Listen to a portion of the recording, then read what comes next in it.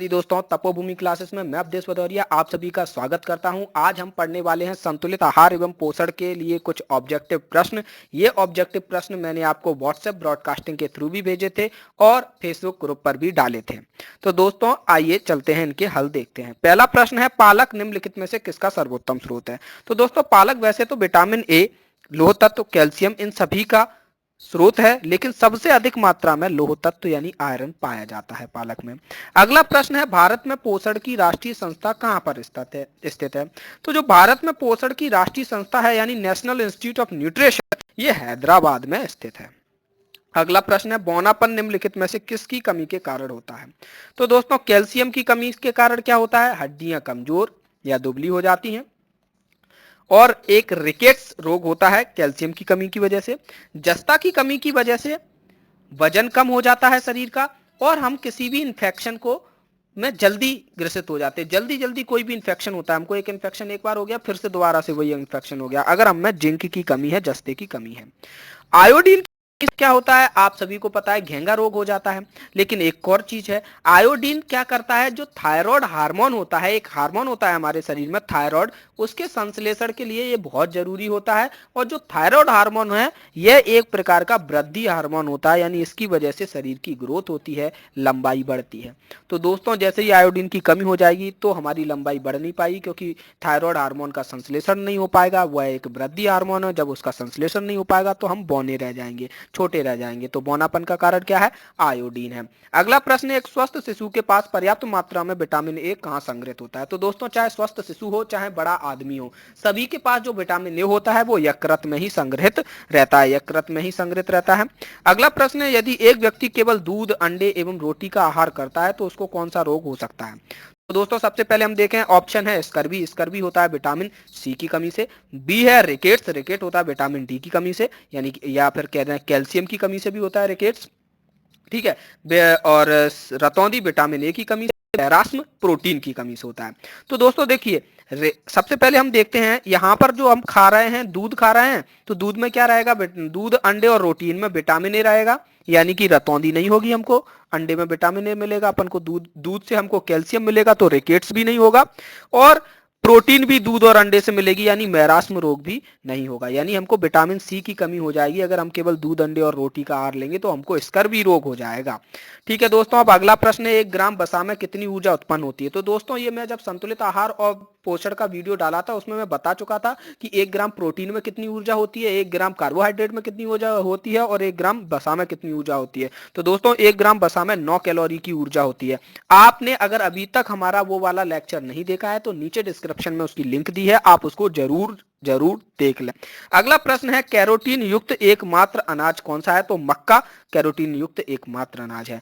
माँ के दूध में प्रोटीन की मात्रा कितनी होती है? दोस्तों माँ के दूध में 3% से 3.5% तक मात्रा होती है प्रोटीन की। तो यहाँ आसपास 3% एक ऑप्शन है, तो इसको अपन लगा देंगे। किशोरावस्था में प्रतिदिन कितनी कैल्शियम की मात्रा आवश्यक होती है? दोस्तों ये भी मैं आपको बता चुका हूँ, सारी पूरा चार्ट बता चुका हूँ, फेसबुक ग्रुप पे भी डाल चुका हूँ। तो यहाँ पर क्या है, लगभग 600 मिलीग्राम पर डे बताया था, तो 500 से 600 मिलीग्राम पर डे यहाँ पर यही एक ऑप्शन आपको मिल रहा है। बाकी देखिए इसमें जो ऑप्शन आएंगे वही आसपास के आएंगे, कोई एक फिक्स स्टैंडर्ड नहीं है कि आपको 620 ग्राम 620 मिलीग्राम खाना, या इस तरीके से एक रेंज में चलते हैं इस प्रकार के प्रश्न। अगला देखते हैं, असंतृप्त वसीय अम्लों को संतृप्त वसीय अम्लों में बदलने। दोस्तों जो असंतृप्त का मतलब क्या होता है, वसीय अम्ल, इनको हाइड्रोजन की जरूरत होती है, ठीक है। तो इनको जब हाइड्रोजन मिल जाता है तो वो संतृप्त हो जाते हैं। तो इस प्रक्रिया को, हाइड्रोजन के मिलने की प्रक्रिया को हाइड्रोजनीकरण कहते हैं, और हाइड्रोजन के हटने की प्रक्रिया को ऑक्सीकरण कह लें, या फिर ऑक्सीजन के मिलने की क्रिया को ऑक्सीकरण कह लें। ठीक है दोस्तों, अब आते हैं हम सेट बी पे। सेट बी में भी 10 प्रश्न है। पहला प्रश्न है, नई पोषण आहार नीति कब लागू की गई थी? तो इसका आंसर है 1 अप्रैल 2007। ये भी मैं आपको वीडियो में बता चुका हूं, पिछले जो संतुलित आहार पोषण की जो वीडियो है आपने अभी तक नहीं देखी तो देख लें प्लीज। अगला क्या है, पूर्ण अवधि से पूर्व जन्मे शिशुओं को प्रोटीन की क्या आवश्यकता होती है? ये भी पिछले साल के पेपर में आया हुआ प्रश्न है और मैं आपको इसको सॉल्व भी करा चुका हूं। तो इसका आंसर है 3 से 4 ग्राम पर केजी पर वेट के हिसाब से। यानी कि मान लीजिए 8 महीने में कोई बच्चा पैदा हो गया, मतलब पूरी अवधि नहीं हुई 9 महीने की, और 8 महीने में ही कोई बच्चा पैदा हो गया है, तो उसको प्रोटीन की मात्रा ज़्यादा चाहिए। और वो मात्रा कितनी होनी चाहिए? 3 से 4 ग्राम पर केजी वेट के हिसाब से। यानी कि आपका बच्चा 2 किलो का हुआ है तो उसको लगभग 6 से 8 ग्राम प्रोटीन की जरूरत पड़ेगी एक दिन में। ठीक है, इस तरीके से। अगला प्रश्न है, नव दुग्ध एवं मां के दूध में पाए जाने वाले आयरन युक्त प्रोटीन क्या कहलाते हैं? दोस्तों आपको पता है प्रोटीन दूध में क्या कौन सी प्रोटीन पाई जाती है? लैक्टोज पाई जाती है कि नहीं? लैक्टोज। और आयरन, आयरन के लिए क्या क्या, रूट वर्ड होता है? फेरस होता है रूट वर्ड। इसलिए यहां पर ये देखिए ऑप्शन बना है लैक्टोफेरिन। नाम से ही हम समझ में आ जाएंगे कि एक तो लैक्टो आगे लगा है यानी कि ये दूध में मिलने वाला प्रोटीन है, और फेरिन पीछे लगा है, इसका मतलब ये आयरन है इसमें, तो लैक्टोफेरिन नाम से ही अपन क्लियर कर लिया।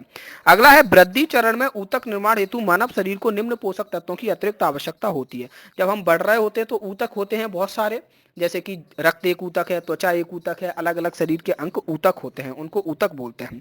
तो कोई भी अंग के निर्माण के लिए प्रोटीन तो जरूरी होती ही है, साथ में और भी चीजें जरूरी हैं। दोस्तों प्रोटीन कह दिया तो प्रोटीन में एनर्जी भी होगी, तो हमको एनर्जी भी जरूरी है।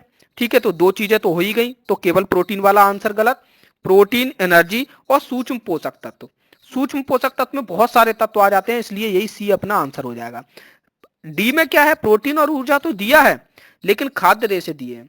और यहाँ सूक्ष्म पोषक तत्व, सूक्ष्म पोषक तत्व में बहुत सारे मटेरियल आ जाते हैं, सारे मटेरियल आ जाएंगे, तो इस वजह से हम केवल इसी को लगाएंगे। सी ऑप्शन हमारा यहाँ पर सही होगा।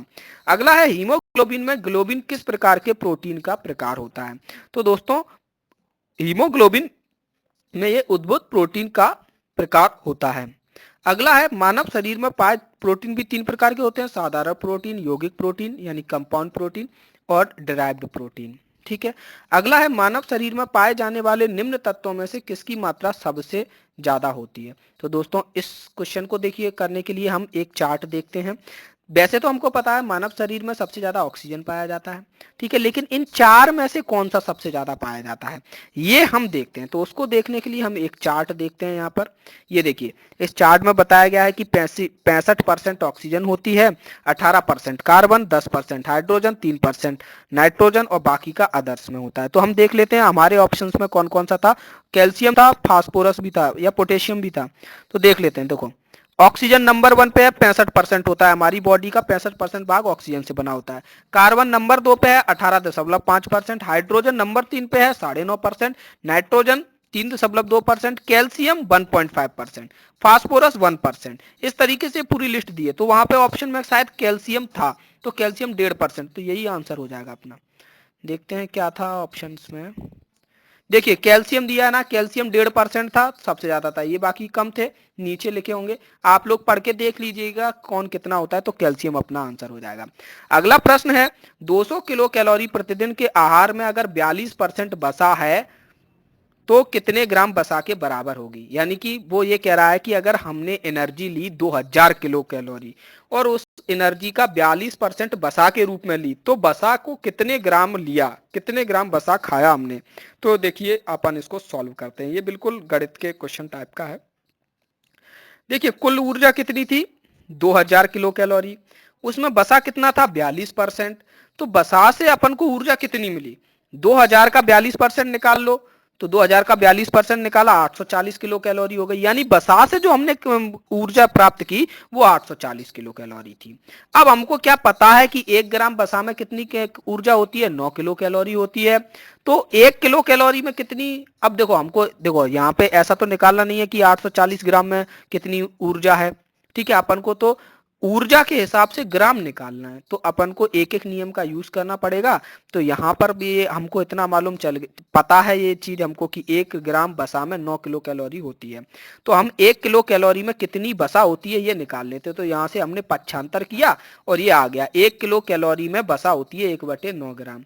तो 140 किलो कैलोरी में कितनी बसा होगी? 1/9 गुणा 840 ग्राम। तो इसको जब हमने सॉल्व किया तो लगभग 93 पॉइंट कुछ कुछ आ गया, तो अपना आंसर हो गया 93 ग्राम। देखिए यहाँ पर इसी तरीके के ऑप्शन होंगे, देखिए 42 ग्राम, 93 ग्राम, 500, 840 ग्राम। ठीक है दोस्तों, अपन को ज्यादा गुणा भाग नहीं करना पड़ेगा, अपन को तुरंत समझ में आ जाएगा ये आंसर है कि नहीं। जैसे ही आपको पूरा सॉल्व नहीं करना पड़ेगा, मैंने पूरा सॉल्व किया ना आपको, तो क्योंकि ऑप्शंस इस तरीके के हैं आप तुरंत हटा दोगे। अगला है कि हम प्रतिदिन भोजन में जो कार्बोहाइड्रेट लेते हैं वे निम्न है। चावल और गेहूं, चावल और गेहूं को लेते हैं हम, इन्हीं में कार्बोहाइड्रेट होता है, लेकिन अब इनमें जो कार्बोहाइड्रेट रहता है वो किस रूप में विद्यमान रहता है, विटामिन के रूप में, स्टार्च के रूप में, वसा के रूप में, या ग्लूकोज के रूप में। तो दोस्तों इनमें जो कार्बोहाइड्रेट होता है वो स्टार्च के रूप में होता है। दोस्तों बाकी के ऑप्शन आप कैसे हटा सकते हो, आपको पता है विटामिन, भाई कार्बोहाइड्रेट एक अलग चीज है, विटामिन एक अलग चीज है, वसा वसा एक अलग चीज है, कार्बोहाइड्रेट एक अलग चीज है। तो यहाँ पे दो ऑप्शन तो आप वैसे ही हटा सकते हो। अगला है कैरोटीन के अवशोषण के लिए आहार में निम्न पोषक तत्व की आवश्यकता होती है। तो दोस्तों कैरोटीन का जो अवशोषण है वो वसा करती है, वसा आवश्यक होती है, तो इसका आंसर हो जाएगा ए। अगला प्रश्न है ऊर्जा की आवश्यकता का लगभग 70% पूरा होना चाहिए, कहां से। ऊर्जा देखो हमको किन किन विटामिन से तो ऊर्जा मिलती नहीं है, विटामिन शरीर के अन्य कार्यों के लिए जरूरी होता है, वसा से ऊर्जा मिलती है, प्रोटीन से मिलती है, कार्बोहाइड्रेट से मिलती है। ये चीज मैं आपको संतुलित आहार वाले वीडियो में बता चुका हूँ। तो दोस्तों जो 70% पूरा होना चाहिए, ऐसा तो है नहीं कि भाई प्रोटीन से अगर ज्यादा वसा से ज्यादा मिल रही है हम केवल वसा ही वसा खाते जा रहे हैं। ठीक है दोस्तों, तो क्या है जो सबसे ज्यादा हमको पूर्ति करनी चाहिए वो कार्बोहाइड्रेट से करनी चाहिए, और लगभग 70%, 65 से 70% भाग हमको कार्बोहाइड्रेट का खाना चाहिए।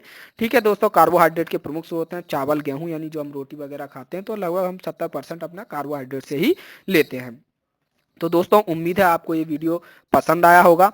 प्लीज़ लाइक कीजिए, शेयर कीजिए अपने दोस्तों के साथ, हमारा ये वीडियो शेयर कीजिए। और जिन लोगों ने अभी तक पहला वीडियो संतुलित आहार एवं पोषण नहीं देखा है वो प्लीज़ उसको देख लीजिए, ताकि आपको ये सारे क्वेश्चन समझ में आ जाएं।